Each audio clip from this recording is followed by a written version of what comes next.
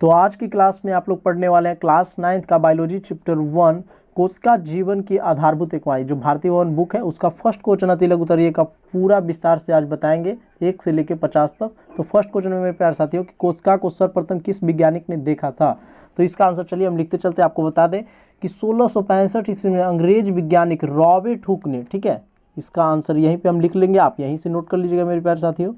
Robert Hooke ने कब देखे थे तो 1665 ईस्वी को सर्वप्रथम कोशिका की खोज की थी, ठीक है। सेकंड नंबर है कोशिका को जीवन की संरचनात्मक एवं क्रियात्मक इकाई क्यों कहा जाता है। तो ये थोड़ा सा बड़ा है तो आपको बता देते हैं। तो सेकंड का हम लोग आंसर लिख लिए क्योंकि सभी जीव कोशिकाओं के बने होते हैं, ठीक है। जितना भी जीव होता है मेरे प्यारे साथियों वो कोशिकाओं से बने होते हैं। ये जीवन की मूलभूत कार्य करने की क्षमता होती है, इसीलिए कोशिका को जीवन की संरचनात्मक एवं क्रियात्मक इकाई कहा जाता है। बहुत ही सिंपल था। चलिए थर्ड नंबर प्रश्न पे, अगर आप चैनल पे पहली बार आए तो चैनल को सब्सक्राइब कर दीजिएगा, दोस्तों के पास शेयर कर दीजिएगा। कोशिका भित्ति कहाँ पाई जाती है, ठीक है। थर्ड नंबर प्रश्न है कोशिका भित्ति कहाँ पाई जाती है। तो इसका आंसर होगा मेरे प्यारे साथियों पादप कोशिकाओं में, पादप कोशिकाओं में। चलिए आगे लिखेंगे हम लोग कौन से कोशिकांग सक्रिय श्वसन स्थल है। तो इसका आंसर हो जाएगा मेरे प्यारे साथियों माइटोकॉन्ड्रिया, माइटोकॉन्ड्रिया, ठीक है। चलिए किस कोशिका को आत्महत्या की थैली कहा जाता है। तो इसका मेरे प्यारे साथियों 5 नंबर का आंसर हो जाएगा लाइसोसोम, ठीक है। लाइसोसोम 2 बार पढ़िएगा, ठीक है। लाइसोसोम को कोशिका के अंदर प्रोटीन संश्लेषण कहाँ होता है। तो इसका होता है मेरे प्यारे साथियों, तो इसमें लिख लेंगे हम लोग राइबोसोम, ठीक है, राइबोसोम, ठीक है। इसका पूरा आंसर अगर लिखना चाहते हैं तो अंतःपरद्रवी जालिका के अवस्थित राइबोसोम पर प्रोटीन संश्लेषित होता है। तो राइबोसोम लिख लें क्योंकि ये अति लघु उत्तरीय है। 7 नंबर लवक कहाँ पाए जाते हैं। तो ये होगा पादप कोशिकाओं में, पादप कोशिकाओं में। इसका आंसर आप यहाँ से ये लिख लीजिएगा, ठीक है। 7 का भी आंसर होगा पादप कोशिकाओं में। चलिए 8 नंबर देखेंगे कोशिका के किन्हीं 2 अंगकों को नाम लिखिए जिनमें डीएनए पाया जाता है। तो पहला तो हो जाएगा हम लोग का माइटोकॉन्ड्रिया, माइटोकॉन्ड्रिया, और एवं दूसरा लिखेंगे प्लेसिड, ठीक है। ये 2 गो है जिसमें डीएनए भी पाया जाता है।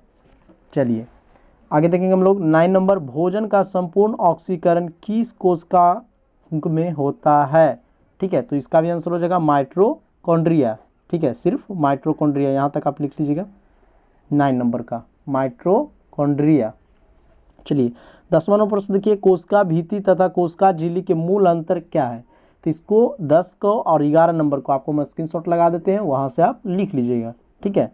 चलिए 12 नंबर प्रश्न में देखेंगे क्या पादप कोशिकाओं में सेंट्रोसोम पाया जाता है। तो इसका आंसर होगा नहीं, ठीक है, सेंट्रोसोम नहीं पाया जाता है। 13 नंबर में देखिए गाल्जी उपकरण कहाँ पाए जाते हैं। तो ये होगा कोशिकाओं के कोशिका द्रव में, ठीक है। इसको लिख देते हैं कोशिकाओं के कोशिका द्रव में, ठीक है। आगे देखिए 14 नंबर ल्यूकोप्लास्ट का क्या कार्य है। तो इसका भी मेरे प्यारे साथी आपको स्क्रीनशॉट लगा देते हैं, वहां से आप लिख लीजिएगा। 15 नंबर प्रश्न देखिए अंतःपरद्रवी जालिका कितने प्रकार की होती है। तो ये मेरे प्यारे साथी 2 प्रकार की होती है, ठीक है। कौन कौन होती है जो आपको हम यहाँ पे लिख के बता देते हैं, आप लिख लीजिएगा 2 प्रकार का। पहला नंबर में लिखिएगा खुदरी अंतःपरद्रवी, ठीक है, और दूसरा नंबर में लिख लीजिएगा चिकनी अंतःपरद्रवी। यही 2 प्रकार के होते हैं। 16 नंबर प्रश्न हम लोग का कौन सी कोशिकीय रचना जीन वाहक है।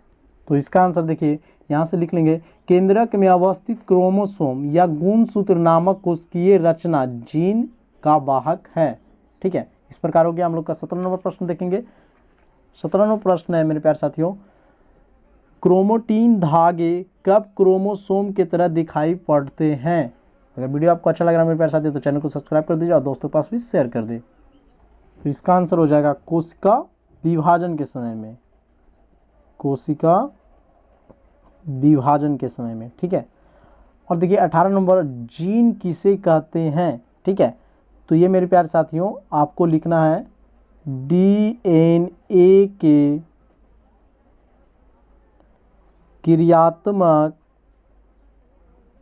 खंड को जीन कहते हैं। डीएनए के क्रियात्मक खंड को जीन कहते हैं।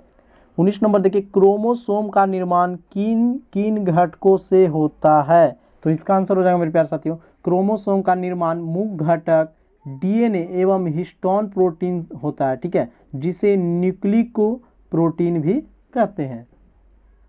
और 20 नंबर प्रश्न है, केंद्रक कहाँ पाया जाता है। तो इसका हो जाएगा कोशिकाओं के केंद्रक में। ठीक है, कोशिकाओं के केंद्रक में, केंद्रिका लिखा हुआ है, सॉरी, कोशिकाओं के केंद्रक में क्या पाया जाता है, केंद्रिका। चलिए आगे देखेंगे 21 नंबर, किस प्रकार के कोशिका में केंद्रक नहीं पाया जाता है। तो इसका आंसर हो जाएगा मेरे प्यारे साथियों प्रोकैरियोटिक। ठीक है, प्रोकैरियोटिक में नहीं पाया जाता है। आगे चलिए 22 नंबर, कोशिका के भीतरी तथा बाहरी वातावरण के बीच गैसों का आदान प्रदान किस क्रिया द्वारा होता है। तो ये मेरे प्यारे साथियों विसरण द्वारा होता है। ठीक है, विसरण द्वारा। चलिए, पौधों में गैसों के आदान प्रदान किस संरचना द्वारा होता है। ये क्लास 10th में भी आता है, ये मोस्ट इंपोर्टेंट क्वेश्चन है, इसको आप लोग जरूर याद कीजिएगा। ठीक है, तो इसका होगा मेरे प्यारे साथियों स्टोमाटा द्वारा, स्टोमेटा द्वारा। ठीक है, 24वां प्रश्न है, पौधों के मूल रूम द्वारा जल के अवशोषण में किस क्रिया का उपयोग होता है। तो ये मेरे प्यारे साथियों आप होता है प्रासरण का। ठीक है, प्रासरण का क्रिया। आगे देखिए, जीवों के शरीर किससे बना होता है। ठीक है, जीवों का शरीर किससे बना होता है। तो ये आपको बताए थे कोशिकाओं से, कोशिकाओं से। बहुकोशिकीय जीवों का विकास एक कोशिकीय से किस क्रिया द्वारा होती है। तो 26 का हो जाएगा मेरे प्यारे साथियों कोशिका विभाजन, कोशिका विभाजन। ठीक है, कोशिका विभाजन। आगे आइए 27 नंबर प्रश्न को हल करते हैं। एक ऐसे कोशिका को उदाहरण दे जो अपना आकार बदलते रहती है। तो आपको भी पता होगा अपने आकार कौन बदलता है, अमीबा, क्योंकि इसका मेरे प्यारे साथियों कोई भी आकार नहीं होता है, इसका आकार अनिश्चित होता है। ठीक है, अगर वीडियो आपको अच्छा लग रहा है मेरे प्यारे साथियों तो एक बार फिर से कहते हैं चैनल को सब्सक्राइब कर दीजिए और वीडियो को लाइक कर दीजिए, दोस्तों के पास शेयर कर दे। जीवों के शरीर में कोशिकाओं की संख्या किस पर निर्भर करती है। तो ये मेरे प्यारे साथियों जीवों के शरीर के आकार पर। ठीक है, जीवों के शरीर के आकार पर। ठीक है, आप लोग लिख लीजिएगा जीवों के शरीर के आकार पर। चलिए आगे देखेंगे हम लोग 29 नंबर प्रश्न, केंद्रक के बारे में सर्वप्रथम किस वैज्ञानिक ने बताया था। तो ये मेरे प्यारे साथी हो जाएगा मैक्स मूल्ज। ठीक है, मैक्स मूल्ज।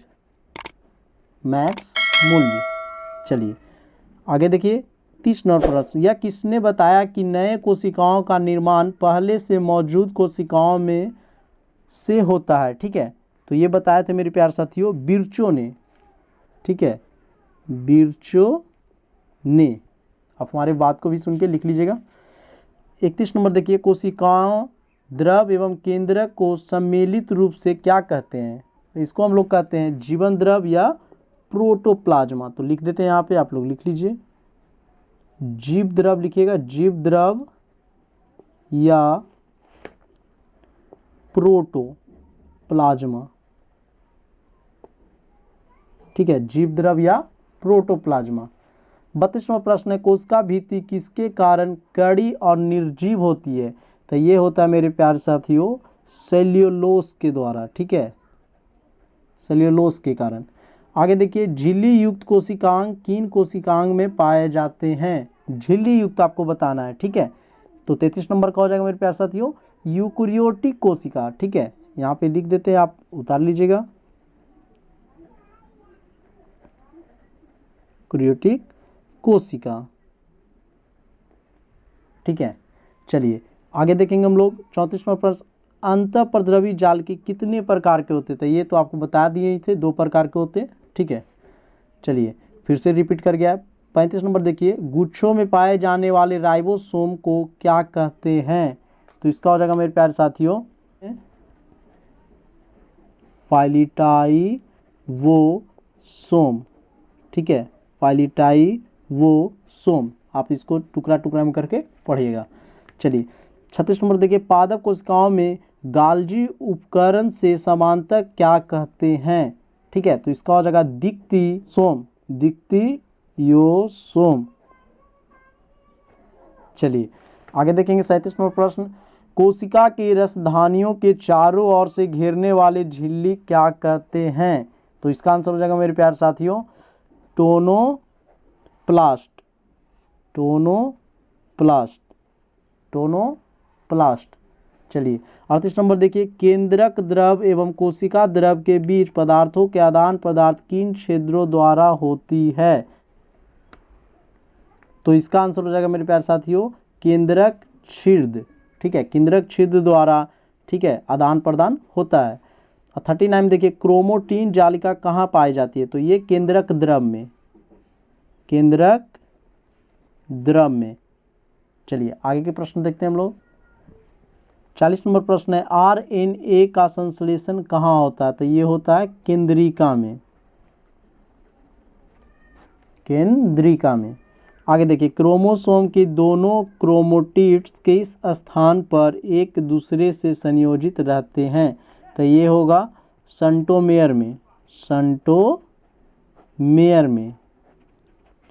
चलिए 42 नंबर देखेंगे, क्रोमोसोम के शीर्ष भाग को क्या कहते हैं? तो इसको कहते हैं मेरे प्यारे साथियों टेलोमियर, टेलोमियर। ठीक है, यानी टेलोमियर। मानव शरीर के कोशिकाओं में कितने क्रोमोसोम पाए जाते हैं? तो ये तो आप लोग जानते होंगे 46, अगर जोड़ी में आए तो इसको 23 जोड़ी। ठीक है, यानी जोड़े, या जोड़ो कर दीजिएगा, 23 जोड़ो। आगे आइए 44 नंबर, कोशिका का आकार एवं आकृति किसके अनुरूप होती है? कोशिका के आकार एवं आकृति किसके अनुरूप होती है? तो ये होगा मेरे प्यारे साथियों, ठीक है, लंबे और पतले तार की तरह। ठीक है, इसके अनुरूप होती है। आप चैनल पे पहली बार आए तो चैनल को सब्सक्राइब कर दीजिए, क्योंकि क्लास 10th का इस प्रकार सभी का वीडियो बना के अपलोड किया गया है। क्लास 9th का नहीं किए थे, इसीलिए क्लास 9th के भी कर देते हैं। 45 नंबर देखिए मेरे प्यारे साथियों, माइटोकॉन्ड्रिया कहाँ पाए जाते हैं? तो ये तो आप लोग भी जानते होंगे, कोशिका द्रव में। 46 नंबर, रंगहीन या श्वेत प्लेसिड को क्या कहते हैं? तो इसको कहते हैं मेरे प्यारे साथियों ल्यूकोप्लास्ट। ठीक है, ल्यूकोप्लास्ट।